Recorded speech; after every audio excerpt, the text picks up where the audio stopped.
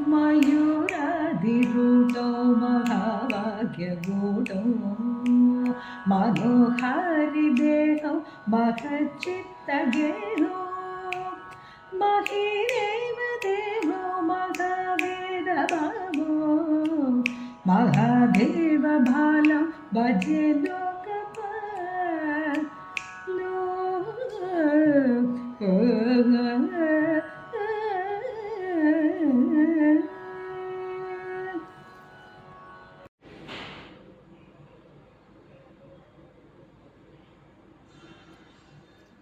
ஓம் நமச்சிவாயம். சிவதாசன் ஜெகநாதன்.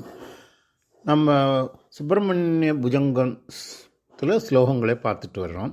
நம்ம இதுவரையில் 2 ஸ்லோகங்களை பார்த்து விட்டோம். முதலாவது ஸ்லோகம் மகா கணபதியை வணங்கிய ஸ்லோகம். 2வது ஆதிசங்கர பெருமான் எனக்கு எதுவுமே தெரியாதே, பாட்டு தெரியாது, கவிதை தெரியாது, இலக்கணம் தெரியாது, சொல் தெரியாது, பொருள் தெரியாது, ஒன்றுமே தெரியாதவன் நான் எப்படி கவிதை புனையப் போகிறேன் அப்படின்னு ஒரு திகைச்சு போய் நிற்கிறாரு. ஆனால் அதே நேரத்தில் ஆறுமுகப் பெருமானுடைய முகத்தை, அந்த 6 முகங்களை கண்டவுடன் அவரது உள்ளத்திலிருந்து பாடல்கள்லாம் ஊற்றெடுத்து பெறுகிறது அப்படின்னு சொன்னார். சடாஷ்யா ஹிருதயோமே அப்படின்னு ஒரு சொல்கிற ஹிருதயோமேன்னு சொன்னார் இல்லையா. என்னுடைய உள்ளத்திலிருந்து முகத்தை என்னுடைய வாக்கிலிருந்து பாடலாம் வந்துச்சுன்னு சொன்னார். இன்றைக்கி 3வது ஸ்லோகத்தை பார்க்க போகிறோம். இது ரொம்ப அழகான ஸ்லோகம். இதில் முருகப்பெருமானுடைய அவளை விளக்குகிறார், முருகப்பெருமானை விளக்குகிறார். அது அவர் எப்படி இருக்கார் அப்படிங்கிறத சொல்கிறாரு. முதல்ல நேரடியாக நான் ஸ்லோகத்துக்கு போய்டுறேன். இந்த 3வது ஸ்லோகம் மயூராதி ரூடம் மகா வாக்கிய கூடம் மனோகாரி தேகம் மகிர்சித்த கேகம் மகி தேவதேவம் மகா வேதபாவம் மகா தேவபாலம் பஜே லோகபாலம் அப்படின்னு இந்த ஸ்லோகம். இந்த 4 வரி இல்லை 8 பதங்கள் இருக்கு இல்லையா. அந்த 8 பதங்களும் ஒரு ஆச்சரியம் பார்த்திங்கன்னா எல்லாமே மால தான் ஆரம்பிக்குது. மயூராதி ரூடம் மகா வாக்கிய கூடம் அப்படின்னு சொல்லும்போது எல்லாமே மகாரத்திலே ஆரம்பிக்குது. அப்போ நேரடியான அர்த்தத்துக்கு போவோம். மயூராதி அப்படின்னா என்ன? மயூரம், மயூராதி ரூடம். அதிரூடம் அப்படின்னா ஏறி அமர்ந்திருக்கிறார். யார்? முருகப்பெருமான். எதில் அமர்ந்திருக்கான்னா மயூராதி. மயூராதின்னா மயூராதிங்கிறது மயில் வாகனம். முருகப்பெருமான் மயில் வாகனத்தில் ஏறி அமர்ந்திருக்கிறார். இப்போ பரம்பொருள் மகாவிஷ்ணு ராமநாத அவதாரம் பண்ணார் இல்லையா. அப்போ அவதாரம் பண்ண போது அப்போ வேதம் வால்மீகி முனிவர் வாயிலாக ராமாயணமாக வெளிப்பட்டதுன்னு ஒரு ஸ்லோகம் இருக்குது. வேதம் அந்த ராமாயணம்ங்கிறதே வேதஸ்வரூபம் அப்படின்னு ஒரு ஸ்லோகமே இருக்குது. அதே மாதிரி பரம்பொருள் முருகப்பெருமானும் பரம்பொருள் தானே. பரமாத்மாவினுடைய உருவம் தான் முருகப்பெருமான். அவர் முருகப்பெருமான அவதாரம் பண்ண போது வேதமே மயிலாக பெருமானை தாங்கி ரொம்ப சந்தோஷப்படுறதுன்னு ஸ்கந்த புராணத்தில் சொல்லுது. ஸ்கந்த புராணத்தில் மயில் வாகனம் என்பது வேதஸ்வரூபம். நமக்கு வேறு இன்னொரு அர்த்தம் இருக்குது. அதாவது சூரபத்மனை சம்ஹாரம் பண்ண பொழுது அவனை அனுகிரகித்து அருள் பண்ணி அவனை மயிலாக்கிட்டார்னு வருது. ஆனால் உண்மையான பொருள் வேதமே மயிலாக முருகப்பெருமானை அவர் தாங்கிட்டு இருக்குது அப்படின்னு சொல்கிறாங்க. அப்புறம் மகா வாக்கிய கூடம் அப்படிங்கிறாங்க. இந்த மகா வாக்கிய கூடம், மகா வாக்கியம்னா 4 வேதங்கள், 4 மகா வாக்கியங்கள்னு இருக்குது. அது பிரஜானம் பிரம்மா, அயமாத்மா பிரம்மா, தத்துவமசி, அகம் பிரம்மாஸ்மி அப்படிங்கிற இந்த 4 மகா வாக்கியங்கள். அப்புறம் பிரஜானம் பிரம்மாங்கிறது லட்சண வாக்கியம்னு சொல்லுவாங்க. அபமாத்தியா பிரம்மாங்கிறது பிரமாண வாக்கியம்னு சொல்லுவாங்க. தத்துவமசி அப்படிங்கிறது உபதேச வாக்கியம்னு சொல்லுவாங்க. அகம் பிரம்மம் அஸ்மிங்கிறது பல வாக்கியம். அப்படி மகா வாக்கியங்களுடைய லட்சிய பொருளே சுப்பிரமணிய சுவாமி. இந்த மகா வாக்கியங்கள் எல்லாம் சேர்ந்து முருகப்பெருமானாக இருக்காங்க. இது ரொம்ப ஒரு ரகசியமான விஷயமாக தான் பார்க்குறோம். ஆனால் இதோட பொருளாக அனுபவமாக விளங்குறது யாருன்னா முருகப்பெருமான் தான் அப்படின்னு ஆதிசங்கரர் சொல்கிறார். அவர் ஆதிசங்கரர் வேதத்துக்கே பொருளை சொன்னவர். அந்த 4 வேதத்தில் இருக்கிற உபநிஷத்துங்களில் இருக்கிற வாக்கியங்களை எல்லாம் கூடம்னு சொல்லுவாங்க. அந்த இருக்கிற வாக்கியங்களை அதனை சாரத்தை கூடம்னு சொல்லுவாங்க.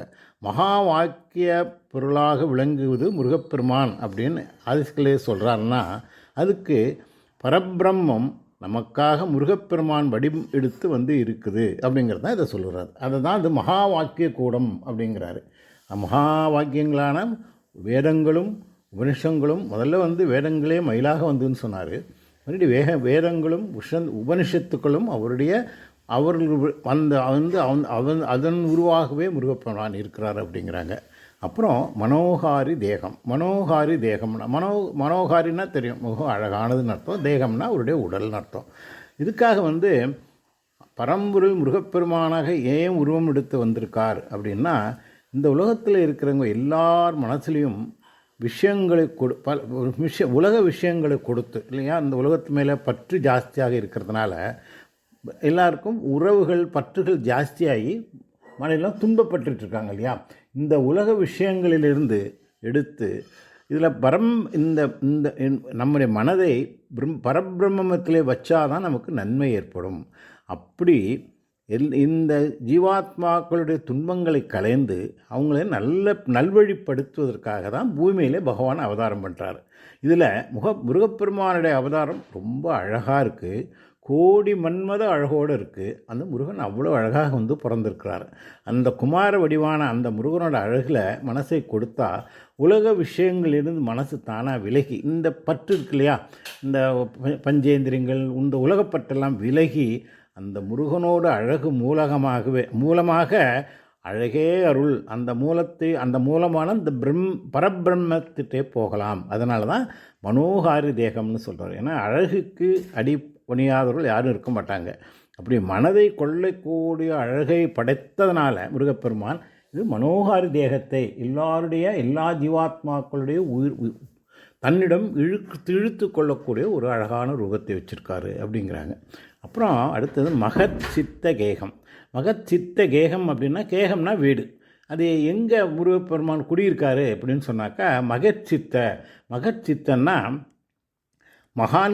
மகான்கள் பெரியவர்கள் முனிவர்கள் பெரிய ஞானிகள் அவங்கெல்லாம் தங்களுடைய மனதை முருகப்பெருமானுக்கு இருப்பிடமாக கொடுத்து விட்டார்கள். கொடுத்து முருகா இங்கே வந்து தங்கிக்க அப்படின்னு சொல்லி மகத் சித்த கேகம்னும் போது மகான்கள் தன்னுடைய சித்தம்னா அவருடைய உள்ளம், அவருடைய மனம். மகான்களுக்கு எண்ணமெல்லாம் சித்தமெல்லாம் முருகன் தானே அவங்களுக்கு. அதனால் எல்லா நேரத்திலும் என்னுடைய மனதிலே வந்து தங்கிக்கொள் அப்படின்னு அவங்களாம் அழைக்கிறாங்க. அதன் காரணமாக மகித் சித்தகேகம் என்ற மகான்களுடைய உள்ளத்திலே முருகப்பெருமான் குடியிருக்கிறார் அப்படிங்கிறத மகித் சித்தகேகம் அப்படிங்கிறாங்க. அப்புறம் மகீதேவம் அப்படின்னா மகீதேவம். இப்போ மகீதேவம் அப்படின்னா பூமியில் இருக்கக்கூடிய தேவர்கள் உயர்ந்தவர்கள் பிராமணர்கள் மாதிரி வச்சுங்களேன்.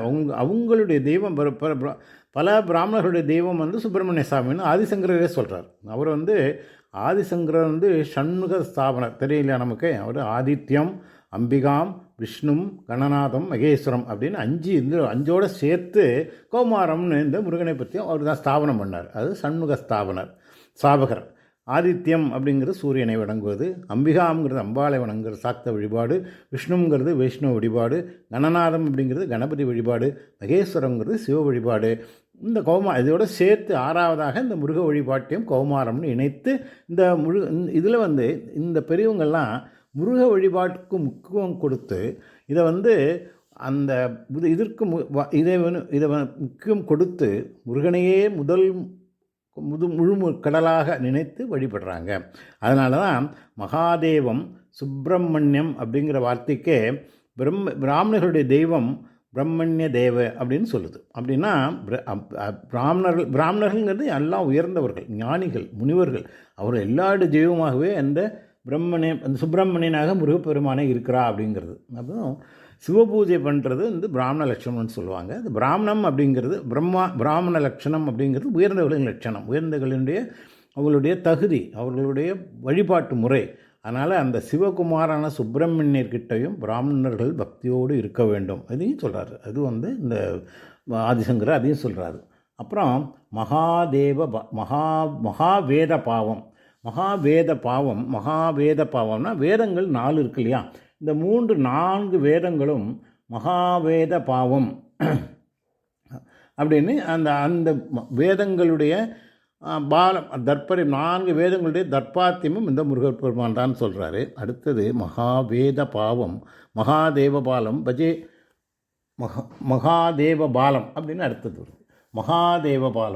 மகாதேவபாலம் அப்படின்னா மகாதேவர் யார்? பரமேஸ்வரர். பரமேஸ்வருடைய புத்திரனான இவர் மகாதேவ பாலன்னா குழந்தையா இருக்கார் அப்படின்னு அர்த்தம்.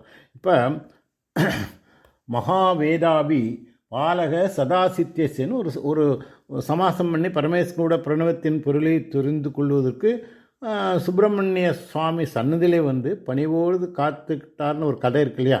ஏன்னா சுப்பிரமணிய சுவாமியிட பரமேஸ்வரனே சிஷ்யனாக வந்து அவர்கிட்ட பிரணவத்துக்கு பொருள் கேட்டாங்கிற கதை நமக்கு உங்களுக்கு தெரியும். அதில் வந்து நம்ம அந்த கதையில் வந்து அப்படி பார்க்கும்போது மகாதேவ பாலம் அப்படிங்கிறது சிவபெருமானுக்கு குழந்தைங்கிறது அதில் எந்த விதமான மாற்றம் கிடையாது, மகாதேவனுடைய குழந்தைங்கிறது. ஆனால் இந்த நிகழ்ச்சியினால், இந்த நிகழ்ச்சி நமக்கு எல்லாரும் தெரிஞ்ச நிகழ்ச்சி தான், அந்த சின்ன அப்படிங்கிறது சிவபெருமானே குழந்தையாக மாறிடுறாரு.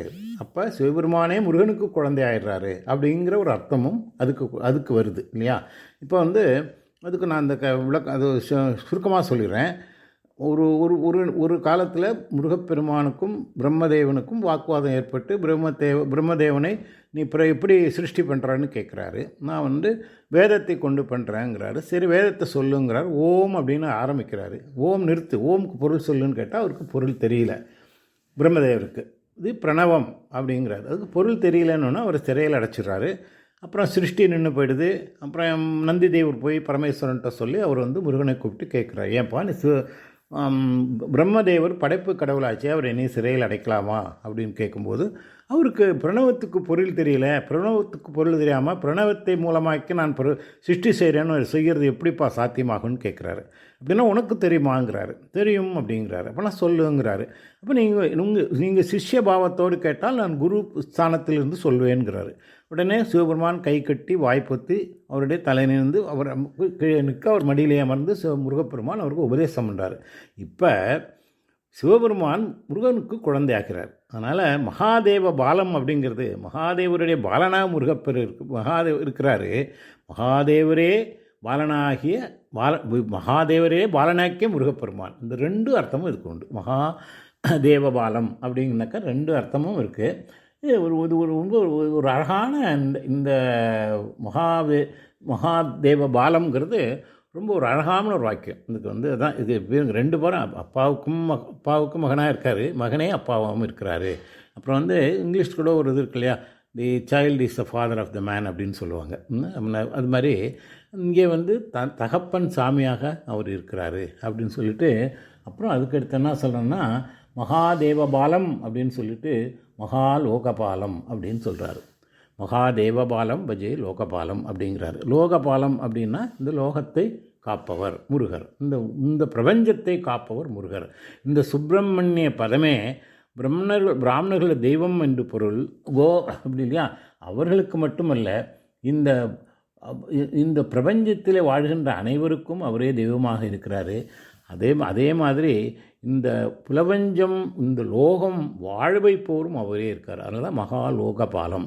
அதாவது கோ பிரம்மண்யப்பிய சுபம் அஸ்து நித்யம் லோக சமஸ்தா சுகினோ பவந்து அப்படின்னு ஒரு வாக்கியம் உங்களுக்கு இருக்கு இல்லையா. அதில் முருகனை வழிபட்டு அதன் மூலமாக மழை பெய்து பயிர்கள் எல்லாம் செழித்து தான தர்மங்கள் விருத்தியாகி உலகமே வந்து ஒரு சுகமாக சுபிட்சமாக இருக்கும். அப்படி லோகபாலன், அப்படிப்பட்ட லோகபாலன், உலகத்துக்கே பாலனாக இருக்கிறார், இந்த பிரபஞ்சத்துக்கே பாலனாக இருக்கிறார். பஜே, இந்த சுவாமியை நான் வழிபடுகிறேன். பஜே லோகபாலம்னா அப்படி இந்த பிரபஞ்சத்துக்கே இப்போ சுவாமியாக இருக்கிற பாதுகாவராக இருக்கிற முருகப்பானை நான் வணங்குகிறேன் அப்படின்னு ஆதிசங்கரர் சொல்கிறாரு. ரொம்ப ஒரு அழகான ஸ்லோகம், பொருள் நிறைந்த இந்த ஸ்லோகம். இது வந்து ஒவ்வொரு வார்த்தையும் பாருங்கள், 8 சிலபிள் இருக்குது. ஒவ்வொன்றும் ஒவ்வொருக்கு தனித்தனி பொருள். அதுவும் முருகப்பெருமானுடைய அழகையும் அவருடைய பெருமையையும் அவருடைய வாக்கின் தன்மையையும் அவர் தகப்பன் சாமியாக இருப்பதையும் இப்படி எல்லாத்தையும் வந்து அழகாக விளக்கக்கூடிய இந்த ஸ்லோகத்தை வந்து 3வது ஸ்லோகம். இதை மனதிலே பதிவைத்துக் கொள்வோம். இத்துடன் இந்த பதிவை இன்று நிறைவு செய்கிறேன். அடுத்த பதிவில் 4வது ஸ்லோகத்தை நாம் பார்ப்போம். அது வந்து நான் அந்த ஸ்லோகம் யதா சந்நிதானம் கதா மாணவாமே அப்படிங்கிற 4வது ஸ்லோகத்தை அடுத்த பதிவில் பார்ப்போம். உங்கள் அனைவருக்கும் பரமேஸ்வரனுடைய பேருட்கருணையும் முருகப்பெருமானுடைய கடாட்சமும் குரலாது கிடைக்க வேண்டும் என்று வாழ்த்தி இந்த பதிவை நிறைவுகிறேன். நன்றி, வணக்கம். சிவதாசன் ஜெகநாதன். ஓம் நமச்சிவாயம். ஓம் சரவணபவாய நமக.